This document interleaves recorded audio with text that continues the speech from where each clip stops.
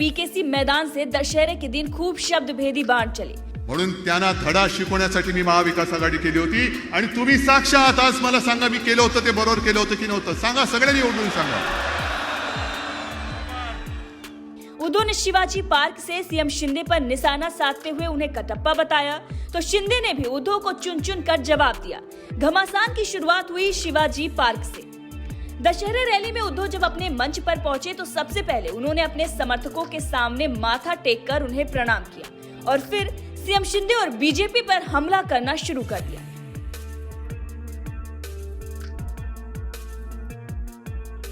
ठीक इसी तरह बीकेसी मैदान में सीएम शिंदे ने भी सबसे पहले अपने समर्थकों के सामने माथा टेक, उसके बाद उद्धव ठाकरे द्वारा खुद पर लगाए जा रहे आरोपों का जमकर जवाब दिया। सीएम शिंदे ने कहा कि बाला साहब ठाकरे रिमोट से सरकार चलाते थे, लेकिन आपने तो अपनी ही सरकार का रिमोट राष्ट्रवादी कांग्रेस पार्टी के हाथ में दे दिया, यानी कि शरद पवार के हाथ में दे दिया। इसके बाद शिंदे ने कहा कि बाला साहब ठाकरे के विचारों को तिलांजलि देने वालों को शिवाजी पार्क में बोलने का नैतिक अधिकार है ही नहीं।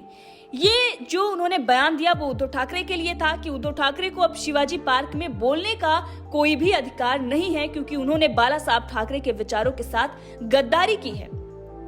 उन्हें शिवाजी पार्क में ही स्थित बाला साहब ठाकरे की समाधि पर माथा टेक कर उनके विचारों से गद्दारी करने के लिए माफी मांग लेनी चाहिए, ये भी सीएम शिंदे ने कहा उद्धव ठाकरे के लिए। इसके बाद सीएम शिंदे ने कहा कि हमने जो किया वो बाला साहब ठाकरे के विचारों एवं शिवसेना को बचाने के लिए खुलेआम किया। ये गद्दारी नहीं, गदर है। 1857 जैसी क्रांति है। सीएम शिंदे ने अपने ही मंच पर बाला साहब ठाकरे के लिए कुर्सी रखी और वहां पर बाला साहब ठाकरे की तस्वीर रखी, जिसके बाद उस पर पुष्पार्पण किया और उसके बाद उद्धव ठाकरे पर जमकर निशाना साधा।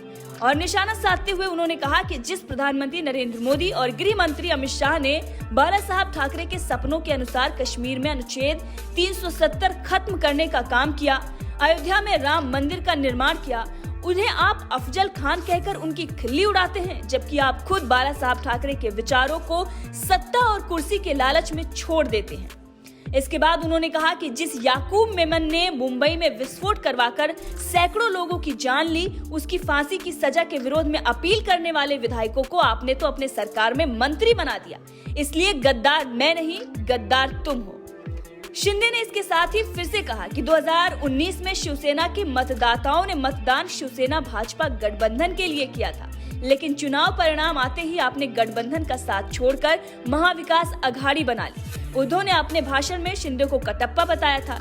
अब इसका जवाब देते हुए सीएम शिंदे ने कहा कि कटप्पा का भी ईमान था, आप तो दोगली राजनीति करते हैं। इसके साथ ही आपको बता दें कि सीएम के साथ ठाकरे परिवार के कई लोग नजर आए। बाला साहब ठाकरे के समय में जो कभी मंच पर नहीं गए, यानी कि बाला साहब के दूसरे पुत्र एवं उद्धव ठाकरे के मझले भाई जयदेव ठाकरे, वो भी एकनाथ शिंदे के साथ मंच पर नजर आए। उन्होंने कहा कि ठाकरे को कोई बांध कर नहीं ला सकता, मैंने शिंदे के काम देखे, इसीलिए मैं यहाँ पर प्रेमवश आ गया हूँ। इसके साथ ही जयदेव की पत्नी स्मिता ठाकरे भी शिंदे के मंच पर पहुंची, जबकि पति पत्नी अलग हो चुके हैं। और वहीं पर उद्धव ठाकरे के बड़े भाई बिंदु माधव ठाकरे के पुत्र निहार ठाकरे तो पहले से ही शिवसेना के शिंदे गुट में शामिल हो चुके हैं और वो भी दशहरे के दिन अपनी चाची स्मिता ठाकरे के साथ शिंदे के मंच पर दिखाई दिए। इससे ये साफ नजर आता है कि किस तरीके से उद्धव ठाकरे ने अपने करीबियों को खो दिया है और शिंदे के पास जन समूह के साथ साथ ठाकरे परिवार का भी साथ है। बहरहाल देखना अब होगा कि आगे क्या कुछ महाराष्ट्र की राजनीति में होता है, लेकिन जिस तरीके से दशहरे के लिए पहले से ही घमासान मचा हुआ था रैली करने के लिए और जिस तरीके से बयानबाजी हुई है, उसके बाद तो अब खबरें जो हैं उछल उछल कर सामने आ रही हैं और ये बताया जा रहा है कि किस तरीके से सीएम शिंदे ने उद्धव ठाकरे की मिट्टी पलीद कर दी है और शिवसेना के दो धड़ करने के बाद अब उनके पार्टी और परिवार पर भी प्रहार करना शुरू कर दिया है।